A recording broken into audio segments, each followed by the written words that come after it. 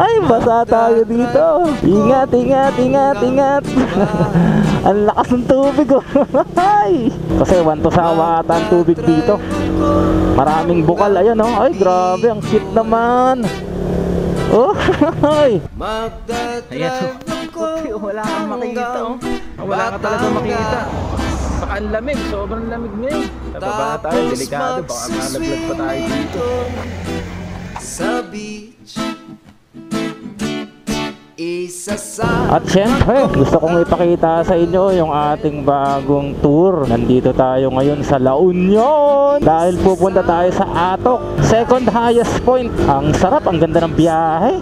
Ito na yung arko ng La Union. La Union, province of La Union. Finally, nakarating din tayo dito. Katulad nga ng mga pinopost ko sa Facebook, eh syempre hindi pwedeng hindi natin isa katuparan yon. Isa yan sa mga nasa bucket list natin. So again, solo rides lang tayo ngayon. Mag-isa lang uli tayo again and again. Gagawin natin to kahit mag-isa lang tayo dahil ito naman talaga yung pinaka-trip natin. Alright, update ko kayo later. Bye guys! Magdadrive ako dito. Hanggang Bisaya. Sa kaliwa, Marcos Road. Yung kanan naman, ito ay pa Cannon Road. Ngayon, titingnan natin kung makakadaan tayo dito sa Cannon Road. Kasi minsan sinasara to pag may mga landslide. Kung hindi naman, eh dito tayo dadaan sa Marcos. Ride safe sa ating lahat, no? Lahat ng mga bumabiyahe. Kasama natin si Paloma, syempre. Ito lang yung pao natin, kapote. Saka konting damit lang, wala tayong bag. Magdadrive ako hanggang Double check kung nagre-record. Yan. Nandito tayo ngayon sa La Union. Kadarating lang natin ng 6:30. So ang kwento natin ngayon ay ganito. Ay umalis tayo sa San Jose del Monte, Bulacan 2 AM. Ayan, at nakarating tayo dito ng 6:30. Medyo hataw tayo ngayon kasi maganda naman ang daan. Subalit madilim kaninang 2:00. And actually first time kong pumunta rito, dumaan dito. Isa kasi to sa mga bucket list ko. Bakit ako nasadya dito? Pinilit kong pumunta kasi gusto ko talagang mag-rides. So ito na yung pinakapahinga ko eh. So dito tayo nagpapahinga sa gantong rides. Yung iba nakaka-relate sa ganito, yung iba naman umiepal lang. So ako hindi ako nanghihinayang sa ganitong klase ng rides. Kahit mag-isa lang kasi na-enjoy ko naman talaga to. Yun, dali mo guys. O yan o, Benguet. Pa-picture muna tayo syempre. Gusto kong matutong mag-drive. Gusto kong matutong mag-drive. Gusto kong matutong mag-drive. Tayo ngayon sa Cannon Road. Yan, medyo malabo lang yung ilog kasi nga nag-uulan ngayon. Bakit pa tayo dun? Abante pa tayo para makita natin kung anong meron pa doon. Hanap lang tayo dito ng maganda-gandang pwesto. Ayan o, ang ganda. Ganda ng falls. Bridal Falls. Ganda, sir. Ganda naman ng falls. Napakapino ng tubig niya.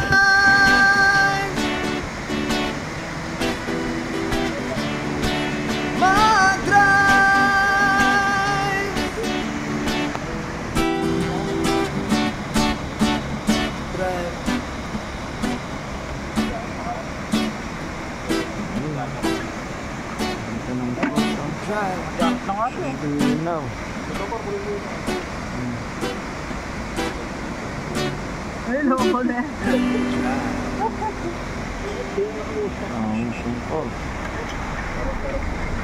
Dito yan, Barangay Campuan.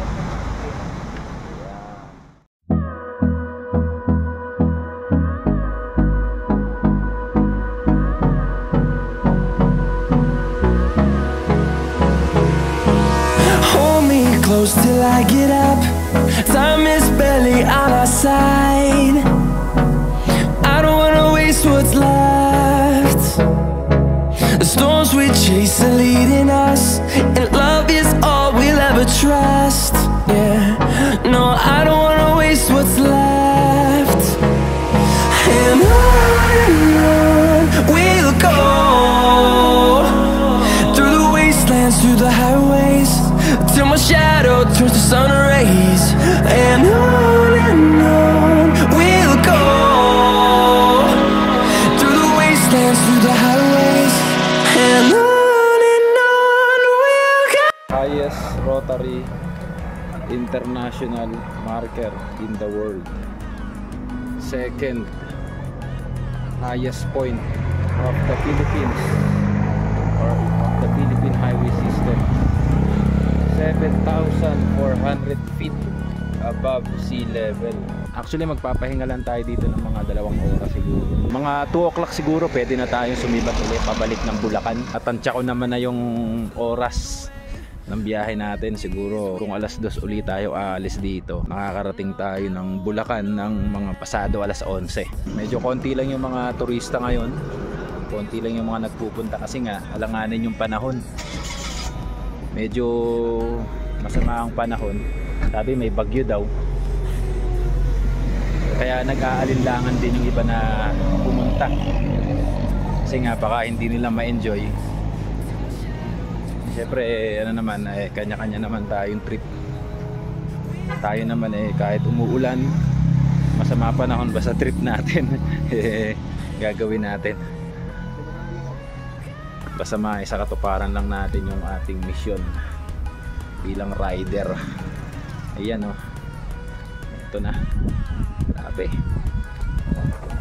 Pahinga lang tayo saglit. Maganda rin siya kung kung sakaling walang fog. Summer talaga siya, mainit talaga. Maganda rin kasi makikita mo yung background mo, pang siya pang Instagrammable, ika nga. Instagrammable kasi makikita mo yung kabundukan. Ayan, sa ngayon wala tayong makita, zero visibility sa kabundukan, sobrang kapal ng fog. So mangilan-ngilan na may mga dumarating na hindi naman nagtatagal, saglit lang din, pero hindi siya nawawalan, hindi nababakante ng mga turista. Ayun o, kala mo may pausok yun.